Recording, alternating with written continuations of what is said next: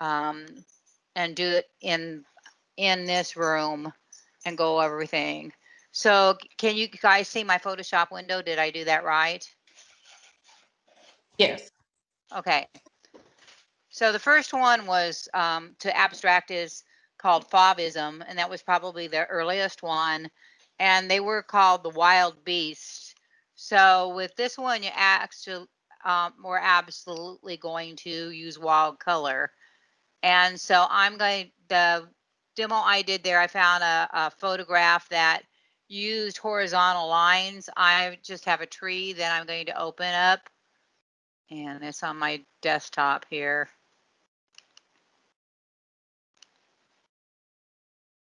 Open.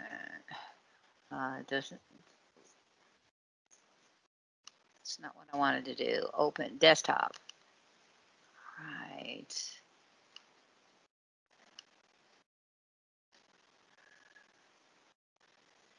I am guessing if this is it. No, that's the other one I was going to distort. It is 39.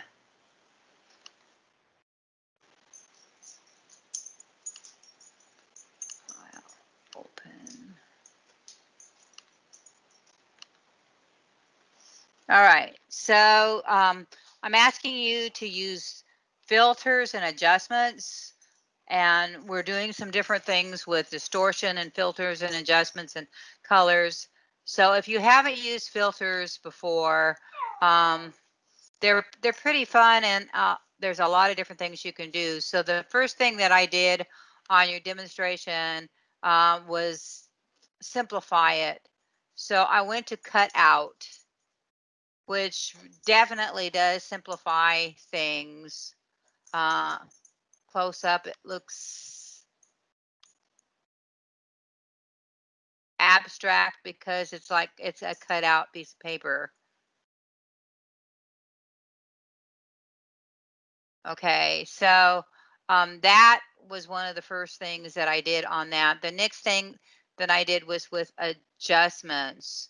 So adjustment has all these different things that you can do with adjustments, and some of them are pretty wild. So one of the easiest ones to do is put a gradient map on it. And usually gradients and gradient maps are going to be the colors that you have chosen down here in your color swabs. So you can start by choosing a wild color to begin with. So I'm choosing my black to red, and let's go with lime green. All right, so now when I go to image, adjust, gradient map, I have green and red trees. So that's one way that you could do a gradient map, but there's a lot of different choices if you click on that little arrow and the tools. So like here's different blues that they have made. And pinks, not so great. Reds, oranges. That one's pretty wild. And see, there's iridescence, there's clouds, there's grays, that they have a lot of different gradients made for you. Neutrals, pastels. So you can choose all of those colors and everything as well. I think the wildest probably is, because we're trying to be like a wild beast within this row. So I'm going to go with that. All right. And the nice thing about it is that you don't have to do a solid amount of that. You can go, let's zoom out so you can fit it on the screen. You can go edit and fade the gradient map. So we can play on the fly I've gone to 54%, and I have some of those wild orange and pinks like the Fauves had there. And if I'm not crazy about it, I can do another adjustment on it. So now if I go to color balance or hue and saturation, I can play with it more. Can make it more saturated, less saturated. I can play with the lightness and the darkness.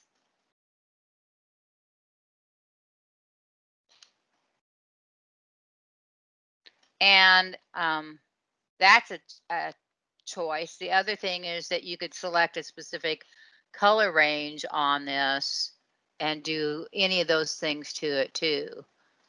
So if I go backwards to the first one and select my blues, for example, if I go to color range and get all of the blues, then I could come and do adjustments on it.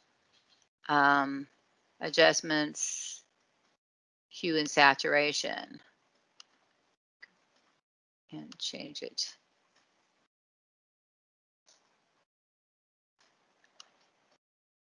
Okay, so that definitely you can play and become a wild beast with it. And you also then can go back in filters and try some other things. So just by playing with this for a half hour or more, distort, noise, just try some of these different things on there. Lighting effects, sharpen, stylize, but we're abstracting away from reality. That okay, so that was the first one, and I have really specific directions written out for you all. That the second one perhaps is even more fun, and I'm going to crop him down, and it's doing actual distortion. And Picasso really distorted things. That's really what his women were, that he'd make their eyes big or etc. So Photoshop has some really nice distortion things you can do really quite easy. So that's under distort down here in your filters. Right, so that's not the one I wanted to do. Filter, distort. All right, so things like pinch. All right, I'm going to zoom back out. And we can play, see it in real time, see the little dog here and see how pinch has changed its,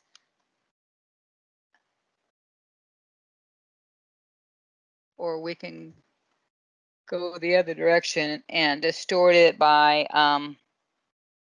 making it blow up and changing its face and making it pop out. So either way distorts. So I did one and I changed his colors. I made it bigger.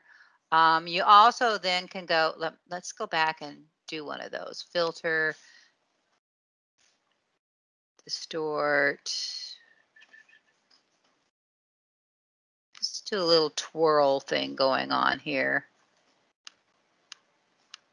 All right, so that right away reminds me kind of a Picasso-ish. That one eye is much higher than the other. You know, I could do several things. I could pinch it, I could distort it, etc. So it's became distorted from that. You also can select everything and play under edit to some of these transform things. Like you could do distort here or perspective here. So you can move things around and distort them further. So if your idea is to abstract something, you can be playing with that. There's one more that is really fun that you might want to distort with, and that's called Puppet Warp. So, and I usually use it to change things and make them move and everything else. So I'm going to select everything and edit. I'm going to have to select a specific part, deselect. All right, so I'm going to use my magic mouse tool and select his nose. And then if I go to Puppet Warp, which is not working on it for some reason, maybe because I'm locked over here. Let's unlock it. Unlock the lock key on the layer. Now let's try it. And especially since it was, yeah, the bottom layer. Then I can go and I can put in points, because you have to put in push pin points for Puppet Warp. And now this side, I can stretch it and distort it and make it move.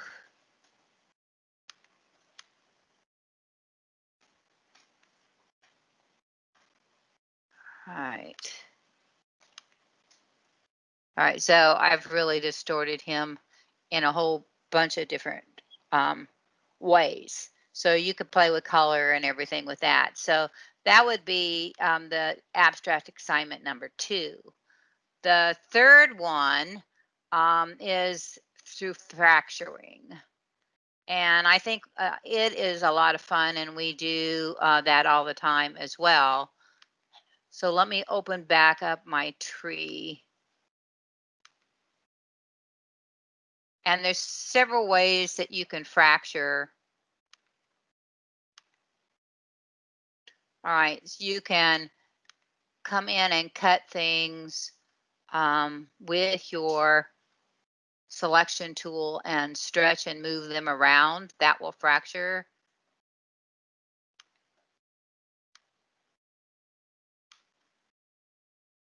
Okay, so that is practically like making a collage within the same image. I can cut things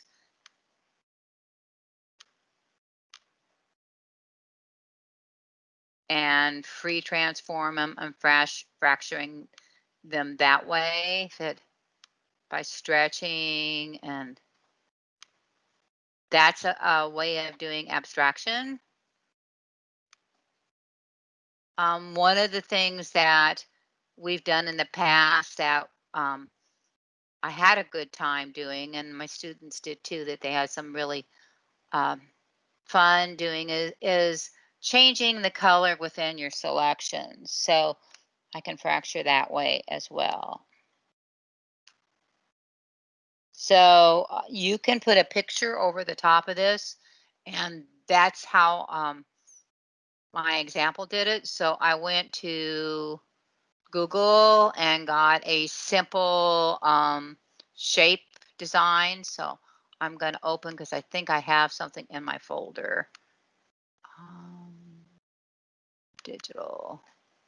See if I see something here. I'll just use this grid. I don't know what it is. Ah, that's it. All right, so I think I went to Google and found this grid already made, but you could draw your own design. And I'm going to copy it on top of my tree. So I'm going to right click it and duplicate the layer on top of my tree. And that's called 39. And here's the tree. And now I can see it's not quite big enough. So I'm going to go to edit and free transform it, so it is as big as my tree. All right, and now in order for this to work right, this is a smart object. So I'm going to go to layer and rasterize it. Rasterize the smart object. Now I have the two of them together I'm going to lose all of the white. And the easiest way to do that is to select color range and get all the white and cut it away. All right, so now it's automatically fractured within that shape design. And I can click inside this layer, any one of those shapes, and turn my eyeball off on that whole design. And now I can do an adjustment or a filter. So image, got to go back to my background layer, image, adjust, invert. So I've got that one done. And I can fade it if I don't want it to be that different. Or you can come back and play with hue and saturation. All right, so I'm going to deselect, select to deselect, or Control D, and then select a new shape within that tree. Get my magic wand, select a shape, turn it off, and I'm now on my background layer over here on the side, and I'll go image adjust, threshold. So now I have a different fractured layer. And you could draw any kind of shapes you want, any kind of designs that you want, and it allows you to take your picture and totally fracture it. So that, I think, is practically my favorite one to do. That the other one is more of a contour continuation. And I think after you do this one, you decide which way that you want to do it. And I want you to play with at least 3 different ways of using Photoshop to distort, to simplify, to become a wild beast and play with color, or to fracture it. Questions?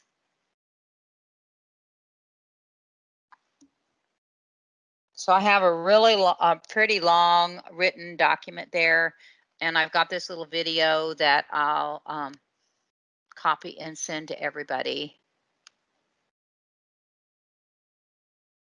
I'm going to do one more here. That turn off the eyeball. Image, got to get on the background. Image adjust, hue saturation.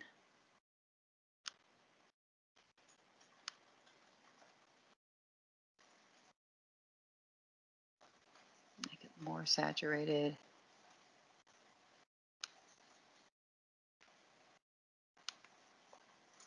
Select, deselect. All right, so please get those uploaded into your assignments, and come back next week with that.